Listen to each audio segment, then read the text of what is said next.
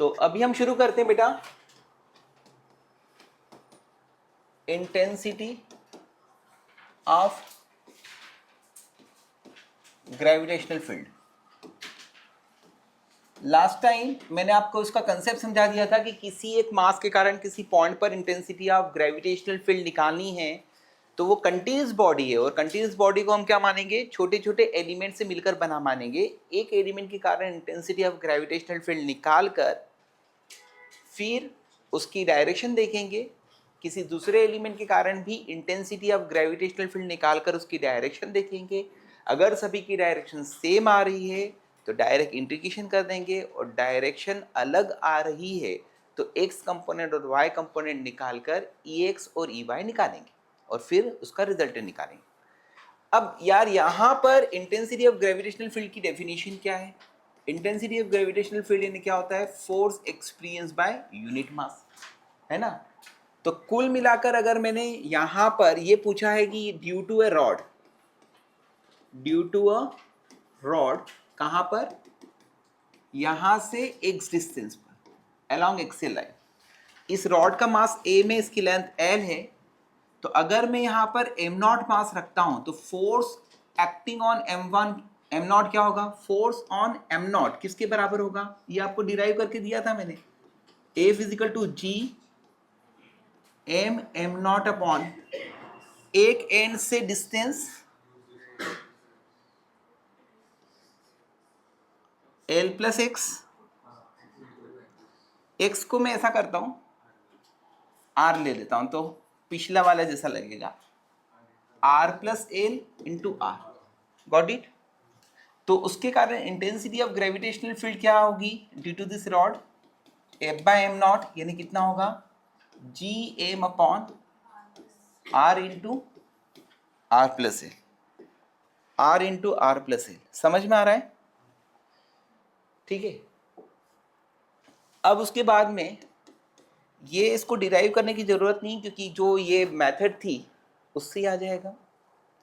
फिर उसके बाद में इस रॉड के कारण जिसका मास ए में लेंथ एल है, इसके एंगल बाइसेक्टर पर आर डिस्टेंस पर इस पॉइंट पर इंटेंसिटी ऑफ ग्रेविटेशनल फील्ड, यहाँ पर इस पॉइंट पर इंटेंसिटी ऑफ ग्रेविटेशनल फील्ड की डायरेक्शन क्या आ गई? ये यहाँ के इस पॉइंट पर इंटेंसिटी ऑफ ग्रेविटेशनल फील्ड क्या होगी? बताइए जी, बताइए M, mass of the rod है एम, इस एंड से सेंटर से डिस्टेंस और इस एंड से distance R square plus L square by 4 की पावर। समझ में आ रहा है? ठीक है। तो this is the intensity of gravitational field due to a rod along angle bisect at distance r। फिर उसके बाद में आपको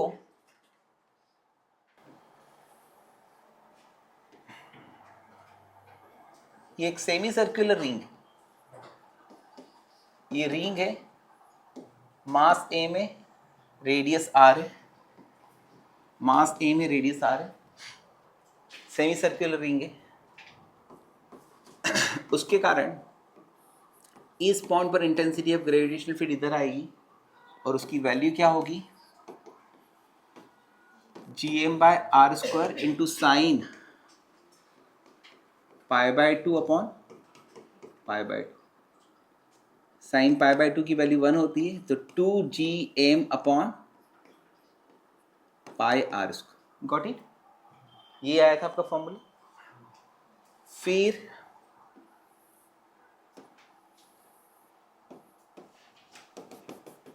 ये क्या है?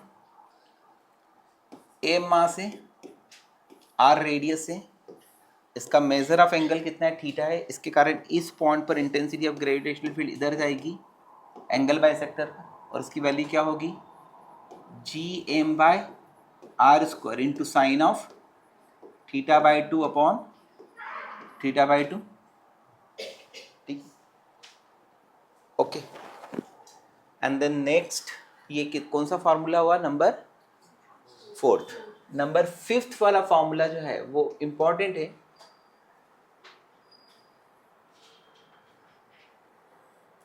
ये सब तो मैं आपको डिराइव कर चुका हूँ क्योंकि फोर्स में बता दिया था। अब है एक इनफाइनाइट लाइन मास। इनफाइनाइट लाइन मास यानी कि ये वायर जो है उसकी लेंथ क्या है, बहुत ज़्यादा है, और इसके लिए linear mass density is equal to है लैम्डा, यानी मास पर यूनिट लेंथ कितनी है देवांश, लैम्डा। तो इसके कारण यहां से r डिस्टेंस पर इंटेंसिटी ऑफ ग्रेविटेशनल फील्ड इधर की तरफ होगी और उसकी वैल्यू होगी 2g लैम्डा अपॉन r। इसका प्रूफ जो है आपको इलेक्ट्रोस्टैटिक में भी आएगा, है ना, तो वहां पर ही मैं कराऊंगा। ओके, तो अभी आप 2g lambda upon r, 2 is number, g is constant, lambda is mass per unit length upon r is the radius. Okay, 2g lambda upon r is the formula for infinite line mass of linear mass density lambda. ठीक है, तो ये फॉर्मूले आपको learn करना पड़ेंगे। Dwell advantage है, क्यों? क्योंकि अभी तो आप सीखोगे ही, उसके बाद में यही चीज़ जो है इलेक्ट्रोस्टैटिक में भी आती है और उसके क्वेश्चंस 100% आने की प्रोबेबिलिटी। ठीक है, क्वेश्चंस आ सकते हैं, इसके अच्छे क्वेश्चंस होते हैं, और सेम यानी कि इसके फॉर्मूले को हम जिस तरह से निकाल कर सॉल्व करते हैं ना, तो उसमें आपको ग्रेविटेशन में भी फ़ायदा मिलेगा, इलेक्ट्रोस्टैटिक में भी फ़ायदा मिलेगा और मैग्नेटिक्स में भी फ़ायदा मिलेगा। अब उसके बाद में मैं कुछ डेरिवेशंस की बात करता हूँ, है ना। अभी तक तो क्या है, मैंने डायरेक्ट आंसर लिख दी, है ना, कितने लोगों के, 5-6 फार्मूलों का, है ना। एक वायर के कारण, कौन से, अलोंग एक्सेल लाइन, एक रॉड की इक्वेटोरियल लाइन पर, तीसरा रिंग, सेमी रिंग, फिर सेगमेंट ऑफ द रिंग, है ना। नेक्स्ट है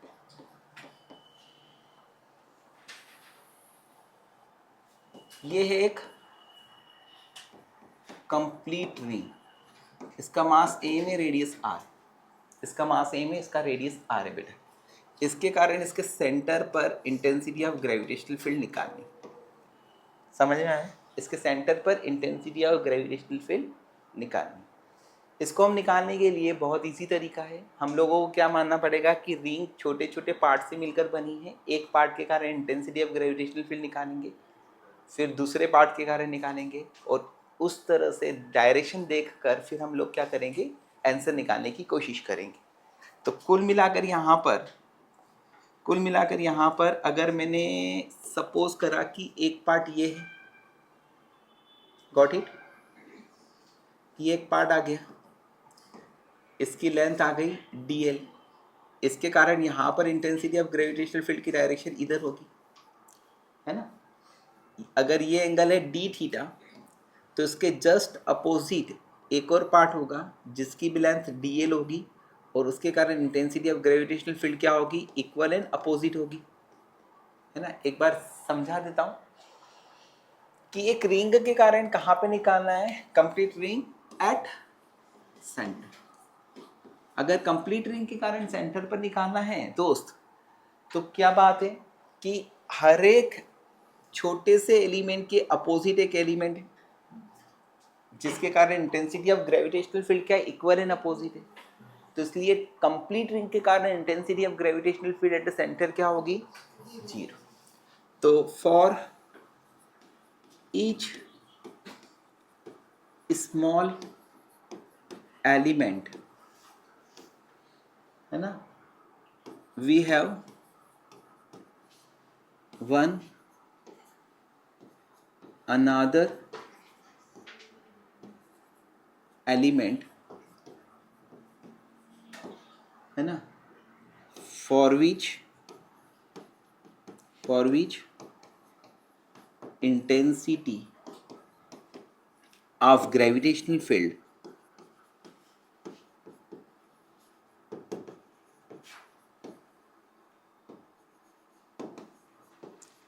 at center is equal and opposite. हर एक एलिमेंट के करस्पॉन्डिंग एक छोटा सा एलिमेंट और होता है जिसके लिए इंटेंसिटी ऑफ ग्रेविटेशनल फील्ड क्या होती है, बराबर होती है और अपोजिट होती है। जैसे एक छोटा सा एलिमेंट यहाँ पर मान लिया जिसकी लेंथ है dl, तो उसके कारण यहाँ पर इंटेंसिटी ऑफ ग्रेविटेशनल फील्ड क्या आएगी रे, g। इस छोटे से एलिमेंट का मास dm अपॉन r, इसका भी मास dm होगा, तो इक्वल एंड अपोजिट होगी। तो total intensity of gravitational field क्या आ गई,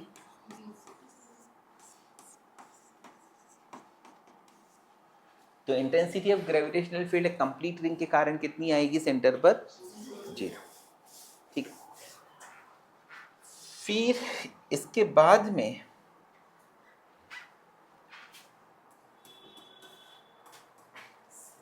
अब थोड़ी सी मस्ती वाली चीजें शुरू होती है जो कि दिमाग वाली है, अच्छी है। तो intensity of gravitational field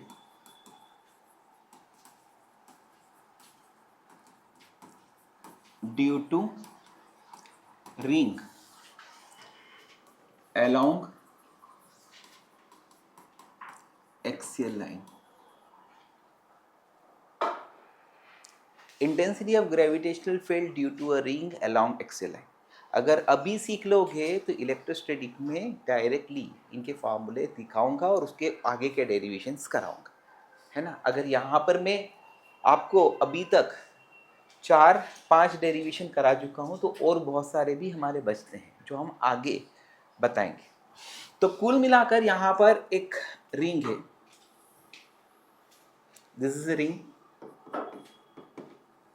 mass m है, रेडियस r है, ये इसका सेंटर, एक्सियल लाइन का मतलब उसके प्लेन के परपेंडिकुलर एक लाइन। अब एसी लाइन हम खींचते नहीं है, हम कैसी लाइन खींचते हैं, ये। तो यहाँ पर रिंग का रेडियस है r, मास m है, इसकी एक्सियल लाइन पर इन्हें यहाँ से x डिस्टेंस पर आपको इंटेंसिटी ऑफ ग्रेविटेशनल फील्ड निकालना। दो तरह के विजुअलाइजेशन बता रहा हूँ, एक ये रिंग और ये पॉइंट, और दूसरा एक रिंग एसी और वो पॉइंट कहाँ पर आएगा फिर बोर्ड पर। तो दूसरी रिंग कहाँ पे है बेटा, यही है, दूसरी रिंग कहाँ पर है,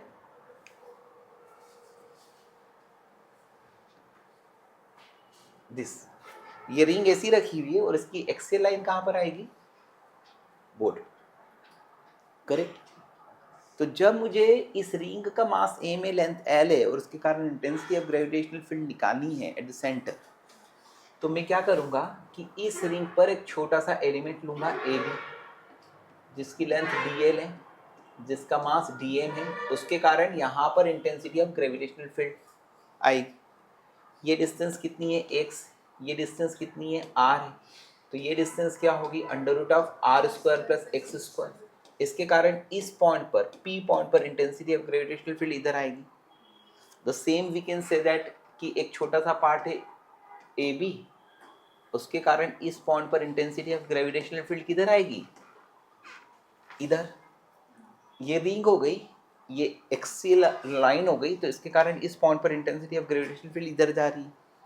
तो ये जो इंटेंसिटी ऑफ ग्रेविटेशनल फील्ड है DEG, उसकी वैल्यू क्या होगी, यहाँ पर लिखता हूँ, intensity of gravitational field due to small element of mass what dn, that is DEG is equal to, सब बोलो, G dm अपॉन r² होता है, r² + x² का स्क्वायर रूट हटिए। लेकिन दोस्त इसकी डायरेक्शन इधर आ रही, अगर इसके जस्ट अपोजिट एक और एलिमेंट है a', b', तो उसकी डायरेक्शन किधर आएगी, इधर आएगी। इस तरह से ये जो रिंग थी, इसका ये एक्सिस था, इसके इस पॉइंट पर इंटेंसिटी ऑफ ग्रेविटेशनल फील्ड कैसी जाएगी पता है, ये ऐसी घूमेगी। समझ में आ रहा है। फॉर एग्जाम्पल अगर ये पॉइंट था तो ये ऐसे जाएगा ना, ठीक है। तो यहाँ पर जो DEG है वो क्या करता है, forms a cone of semi vertical angle theta. DEG क्या कर रहा है, एक कोण बनाता है जिसका सेमी वर्टिकल एंगल कितना है, थीटा। अब अगर मैं DEG के कंपोनेंट्स लेता हूं दोस्त, तो DEG का ये कंपोनेंट आएगा DEG cos थीटा और DEG का ये कंपोनेंट आएगा DEG sin थीटा। वैसे इस DEG का कंपोनेंट क्या आएगा, DEG cos थीटा और ये कंपोनेंट क्या आएगा, DEG sin थीटा। तो यहां पर DEG sin थीटा क्या कर रहे हैं, एक दूसरे को कैंसल ईच अदर। तो total intensity of gravitational field क्या आती है, integration of DEG cos theta under suitable limit. DEG की वैल्यू क्या है, G dm upon are square plus x square, cos theta यानी बेस अपॉन हाइपोटेन्यूज से होगा, यानी x upon hypotenuse r square plus x square की power half. It will be G, x तो constant है, upon are square plus x square की power 3/2 भी constant आ गया। इंटीग्रेशन ऑफ dm आएगा, इंटीग्रेशन ऑफ dm यानी कि dm dm dm dm पूरी रिंग के लिए, तो वो total mass of the ring आ जाएगा। तो उसकी लिमिट क्या आएगी, 0 से m तक, यानी आंसर क्या आ रहा है, gmx upon are square plus x square की पावर 3/2। तो intensity of gravitational field due to a ring along the axial line is what, gmx upon X square plus are square की power 3/2। आया समझ में, it is the first derivation. उसके पहले के जो है वो डेरिवेशन को हम लोग force between rod and mass के बीच में करके डायरेक्टली अभी यहाँ पे निकाल लिया था कि मास पर यूनिट से हम लोग निकाल सकते हैं। अब बेटा ये जो फॉर्मूला है ये तुम्हारा पहली बार आ रहा है शायद से, इस तरह का gmx upon X square plus are square की पावर 3/2। यहाँ पर जैसे जैसे x बढ़ेगा वैसे वैसे क्या होगा, इंटेंसिटी ऑफ ग्रेविटेशनल फील्ड बढ़ेगी, लेकिन x की एक पर्टिकुलर वैल्यू के लिए इंटेंसिटी ऑफ ग्रेविटेशनल फील्ड क्या हो जाएगी, मैक्सिमम हो जाएगी। सेंटर पर इंटेंसिटी ऑफ ग्रेविटेशनल फील्ड क्या होगी, 0, क्योंकि x इज 0।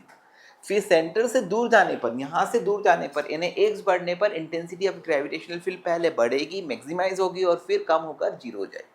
तो इस तरह के क्वेश्चंस भी नीट में आते हैं कि यहाँ से जाने पर क्या होगा वगैरह, है ना।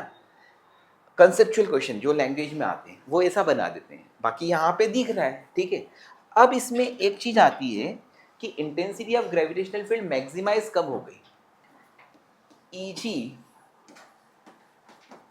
becomes maximum for what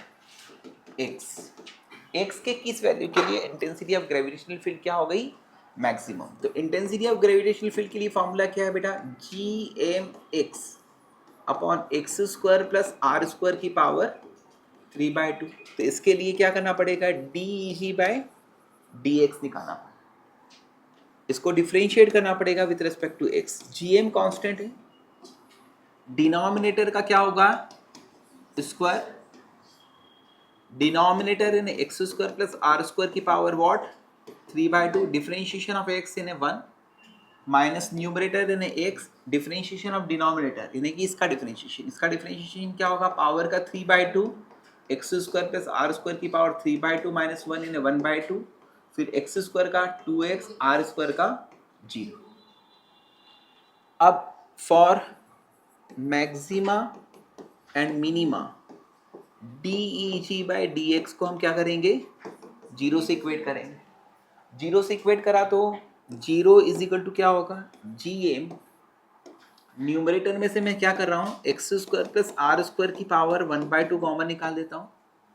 यहाँ पे बचेगा क्या, X square plus are square minus ये 2 से 2 कैंसिल, ये कॉमन आ गया तो ये माइनस 3x स्क्वायर अपॉन क्या बचा, X square plus are square की पावर 3।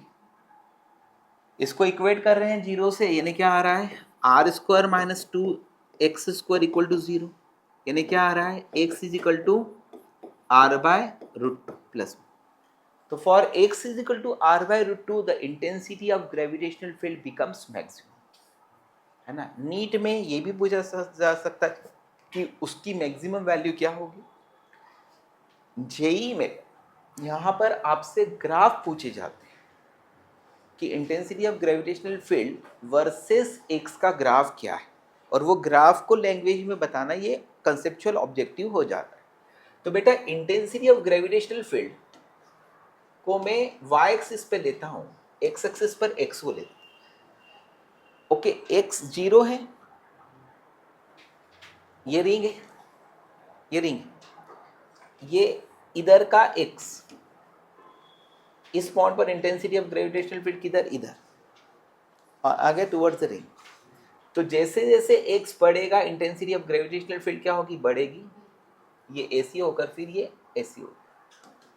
ये x इज इक्वल टू क्या है बेटा, r by root, r by root two, पर इंटेंसिटी ऑफ ग्रेविटेशनल फील्ड क्या हो गई, मैक्सिमम।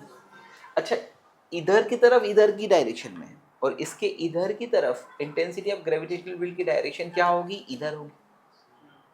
तो अगर मैं इंटेंसिटी ऑफ ग्रेविटेशनल फील्ड बोल रहा हूँ तो ये वेक्टर क्वांटिटी, उसकी डायरेक्शन देखना पड़ती है। तो इसके इधर को अगर मैं इधर के तरफ इंटेंसिटी ऑफ ग्रेविटेशनल फील्ड को मैंने प्लस लिया तो इधर की माइनस आएगी, या इधर वाले को माइनस लिया तो इधर वाला प्लस आएगा। एनीवे यहाँ पर इसका ही ग्राफ ऐसे ही आएगा बिल्कुल, ये x is equal to minus R by root. Okay, या फिर अगर इसका मॉड वाला पूछा जाता है तो फिर दोनों के प्लस में, दोनों के प्लस में आएंगे। तो intensity of gravitational field ring के सेंटर पर 0 होकर it becomes 0 again at infinity, it becomes maximum at x is equal to are by root. Okay, तो ये था आपका intensity of gravitational field due to a ring. आया समझ में। इसके बाद में एक डिस्क का भी आता है, वो डिस्क का डेरिवेशन जो है मैं अभी नहीं, कहाँ पे पढ़ाऊंगा, इलेक्ट्रोस्टैटिक्स। बिल्कुल सेम है बेटा फॉर्म, ठीक है, डेरिवेशन भी बिल्कुल सेम है ना। तो हम लोग क्या करते हैं, आधा अभी करते हैं, आधा इलेक्ट्रोस्टैटिक में करते हैं। बहुत बड़े टॉपिक से ये इलेक्ट्रोस्टैटिक बड़ा टॉपिक है, ठीक। अभी उसके बाद में अपन लोग एक काम करते हैं, intensity of gravitational field due to a solid sphere पढ़ते हैं, उसके सरफेस के बाहर, सरफेस पर और अंदर, है ना। तो क्या बता रहा हूं मैं, इंटेंसिटी ऑफ ग्रेविटेशनल फील्ड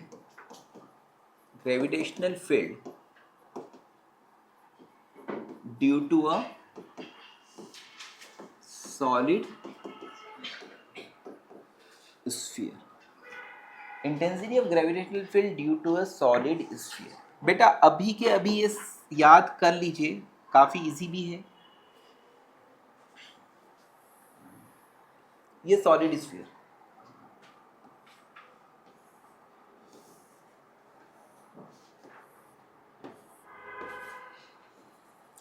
इसका मास a में, रेडियस r है, इसके कारण बाहर इस पॉइंट पर इंटेंसिटी ऑफ ग्रेविटेशनल फील्ड लिखा है आउटसाइड। आउटसाइड का मतलब सेंटर से r डिस्टेंस पर इंटेंसिटी ऑफ ग्रेविटेशनल फील्ड निकालनी बाहर। ओके, अब इसको डिराइव करना है, इसको समझाना है। तो there are one method, two method, है ना। फर्स्ट मेथड जो है वो है यहाँ पर गॉस थ्योरम से, और गॉस थ्योरम हम यहाँ पे नहीं, कहाँ पे सिखाते हैं, इलेक्ट्रोस्टैटिक में।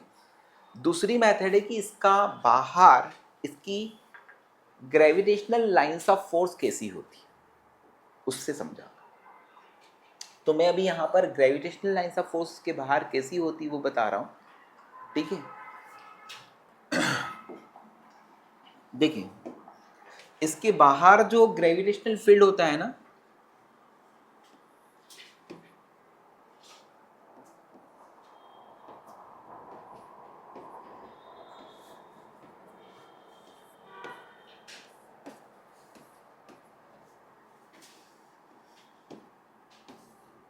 वो ऐसा, तो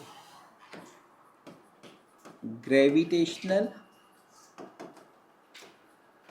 lines of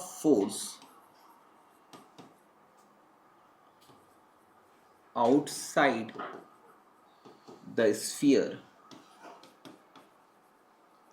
is same as, इसके बाहर का जो ग्रेविटेशनल लाइन ऑफ फोर्स है वो क्या है, रेडियली इनवर्ड लाइन है ना, जो कि सेंटर की तरफ जा रही, is gravitational lines of force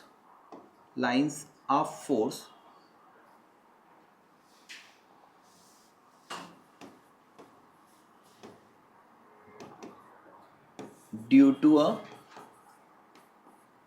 point mass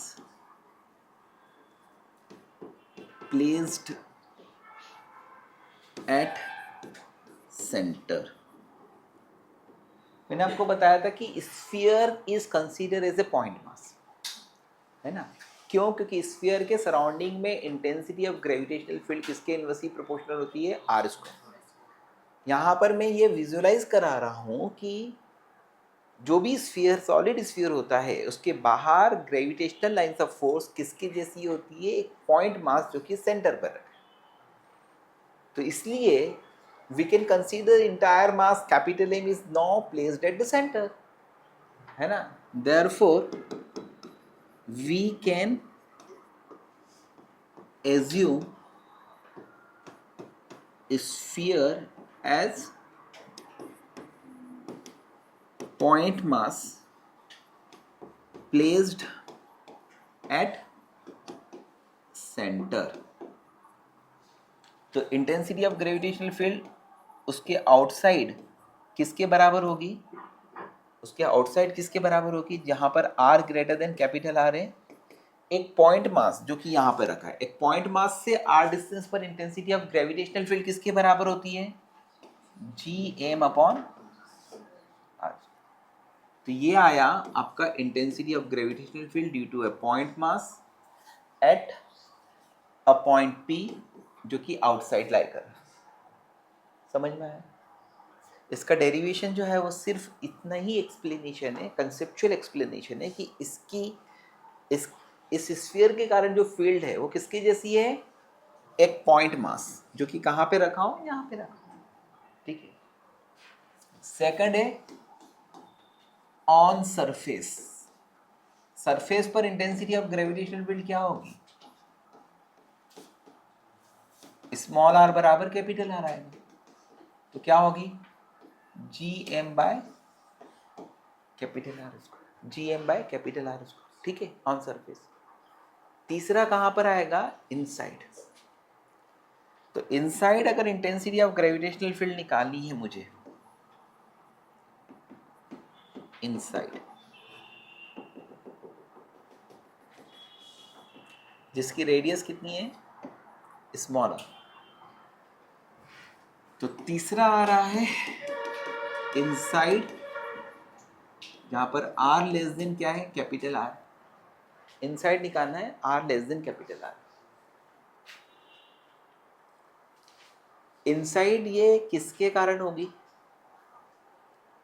not due to complete sphere. जो इनसाइड वाला है उसका स्फीयर का मास कितना होगा, एम डैश। तो inside it occurs due to sphere of radius smaller, mass m dash।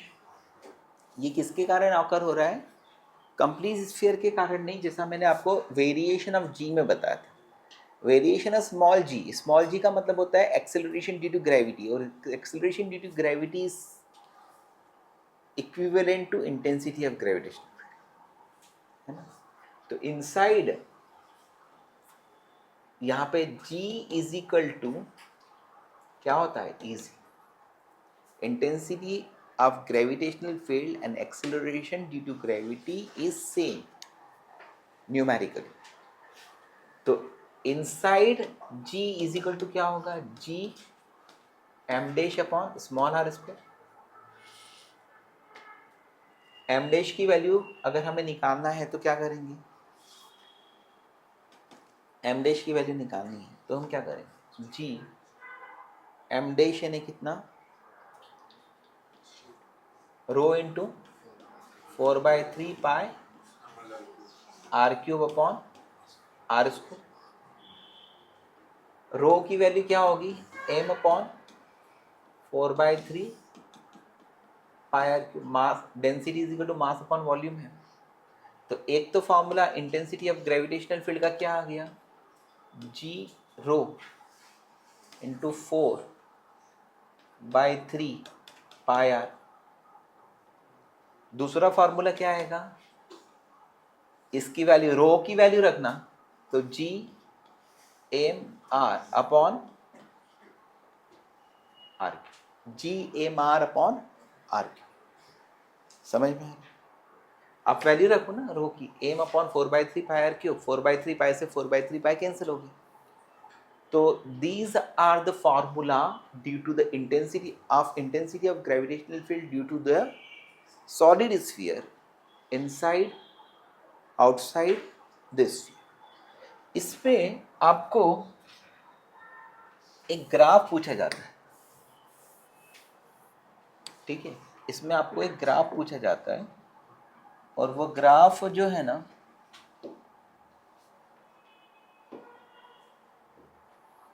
Important, यहाँ पर इंटेंसिटी ऑफ ग्रेविटेशनल फील्ड है और ये आर है। जैसा मैंने आपको बताया था कहाँ पर, एक्सेलरेशन ड्यू टू ग्रेविटी में, कि सेंटर से दूर जाने पर इंटेंसिटी ऑफ ग्रेविटेशनल फील्ड पहले लीनियरली बढ़ रही, यस सर, क्योंकि G M r upon r cube है, it becomes maximum at r equal to r, यानी सरफेस पर मैक्सिमम होगी। यहाँ पर intensity of gravitational field directly proportional to r, और उसके बाहर ये इंटेंसिटी ऑफ ग्रेविटेशनल फील्ड क्या हो रहा है, एक्सपोनेंशियली डिक्रीज हो, it is zero at centre and it is zero at infinity. तो वो ग्राफ जो है ना, ये पूछे जाते हैं जेई में, ग्राफ से पूछने की प्रोबेबिलिटी ज्यादा होती है, नीट में वो लैंग्वेज से ज्यादा पूछते हैं। As we move away from the centre या फ्रॉम द सरफेस, सरफेस से ऊपर या नीचे दोनों जाने पर जी की वैल्यू क्या होती है, कम होती है। समझ में आ रहा है? तो इस तरह से ये जो ग्राफ है वो इंपॉर्टेंट, ठीक है। And the same thing is for intensity of gravitational field due to a hollow sphere at various points। कौन सा? Due to a hollow spherical shell, hollow spherical shell। Okay, देख ये है हॉलो स्फीयर, इसका मास M है, radius are है, ये इसका सेंटर है, इसकी रेडियस आर हो गई, इसके आउटसाइड, तो intensity of gravitational field outside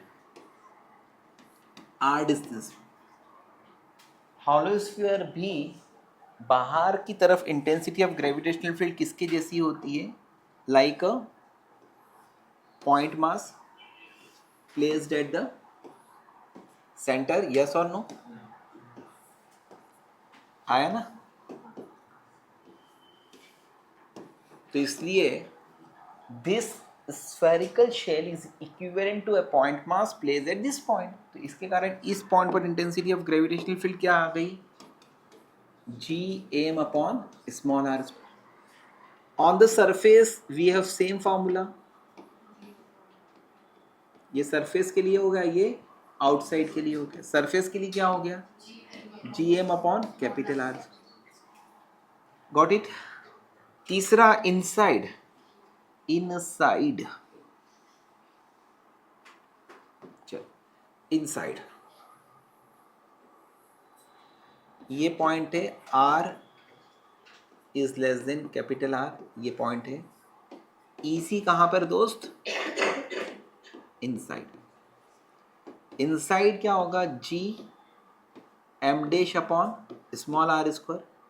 यहाँ पर इसके अंदर आने वाला मास ही क्या है? जीरो। क्या है? जीरो है। तो एम डैश क्या होगा? जीरो, यानी intensity of gravitational field inside क्या आएगी? इनसाइड क्या आएगी? जीरो। तो इसका ग्राफ, अब ग्राफ तो क्या है भाई, पहले जैसे ही यहाँ पर इंटेंसिटी ऑफ ग्रेविटेशनल फील्ड, यहाँ पर आर, ये आर इक्वल टू आर है। अंदर की तरफ इंटेंसिटी ऑफ ग्रेविटेशनल फील्ड क्या है दोस्त? जीरो। बाहर क्या है बेटा? Ag is inversely proportional to r square। तो जीरो एंड देन दिस, ये ग्राफ जो है वो फिर वापिस से आपको एग्जाम में साक्षात पूछे जाते हैं। सिंपल है, ठीक है। तो ये हुआ आपका एक डेरिवेशन वाला पार्ट कंप्लीट, जिसमें intensity of gravitational field due to various mass के कारण हमें निकालना होता है। इसमें कुछ चीज़ें अभी भी बची है, जैसे एक डिस्क के कारण, एक इनफाइनाइट शीट ऑफ चार्ज की मास के कारण, है ना। ये सब जो डेरिवेशन है वो मैं आपको इलेक्ट्रोस्टैटिक में कराऊंगा, क्योंकि वहाँ के फार्मूले और यहाँ के फार्मूले बिल्कुल समान है।